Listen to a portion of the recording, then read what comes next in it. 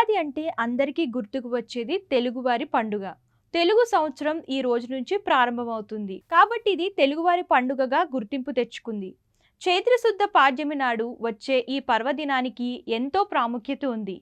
ఈ నూతన సంవత్సరంలో రాశి ఫలాలు, గ్రహస్థితులు ఎలా ఉన్నాయో తెలుసుకొని, గ్రహ శాంతులు లాంటివి జరిపించుకొని, మరికొన్ని రోజుల్లో కొత్త సంవత్సరానికి స్వాగతం పలుకుతున్న నేపథ్యంలో ఉగాది విశిష్టత, చరిత్ర గురించి ఇప్పుడు తెలుసుకుందాం. చైత్రమాసం శుక్లపక్షం పాడ్యమి రోజున ఆ విధాత ఈ జగత్తును సృష్టించాడని నమ్ముతారు. సోమకుడు వేదాలను తస్కరించిన కారణంగా మత్స్యావతారం ధరించిన విష్ణువు అతన్ని సంహరించి వాటిని తిరిగి బ్రహ్మదేవుడికి అప్పగించిన సందర్భంగా ఉగాది ఆచరణలోకి వచ్చిందని పురాణాల ప్రతీతి. చైత్రశుద్ధ పాడ్యమి రోజున సూర్యోదయం వేళలో బ్రహ్మదేవుడు సృష్టిని సృష్టించాడని అంటారు. అంటే కాలగణాన్ని, గ్రహ, నక్షత్ర, ఋతు, మాస, వర్షాదిక్కులను బ్రహ్మదేవుడు ఆ రోజు వర్తింపజేస్తాడని నమ్మకం. అంతేకాకుండా వసంత ఋతువు కూడా ఈ రోజు నుంచే ప్రారంభమవుతుంది.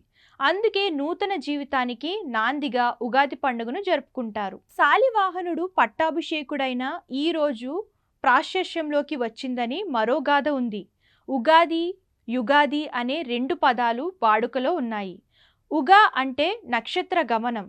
నక్షత్ర గమనానికి ఆది. ఉగాది అంటే సృష్టి ఆరంభమైన దినమే ఉగాది. యుగం అనగా ద్వయం లేదా జంట అని అర్థం. ఉత్తరాయణ, దక్షిణాయన ద్వయ సంయుతం యుగం కాగా ఆ యుగానికి ఆది యుగాదిగా మారింది. ఉగాది శబ్దానికి ప్రతిరూపంగా ఉగాదిగా రూపొందింది. తెలుగువారే కాకుండా మరాఠీలు కూడా ఈ రోజున గుడి పడ్వాగా, తమిళులు పుత్తాండు అనే పేరుతో, మలయాళీలు విషు అనే పేరుతో, సిక్కులు వైశాఖిగా, బెంగాలీలు పోయిలా బైశాఖ్గా జరుపుకుంటారు. ఉగాది పచ్చడి ప్రాముఖ్యత గురించి ఇప్పుడు తెలుసుకుందాం. ఉగాది రోజు ముఖ్యమైన వంటకం ఉగాది పచ్చడి. షడ్రుచుల సమ్మేళనంగా చేసే ఈ పచ్చడి జీవితంలో జరిగే వివిధ అనుభవాలను సూచిస్తుంది.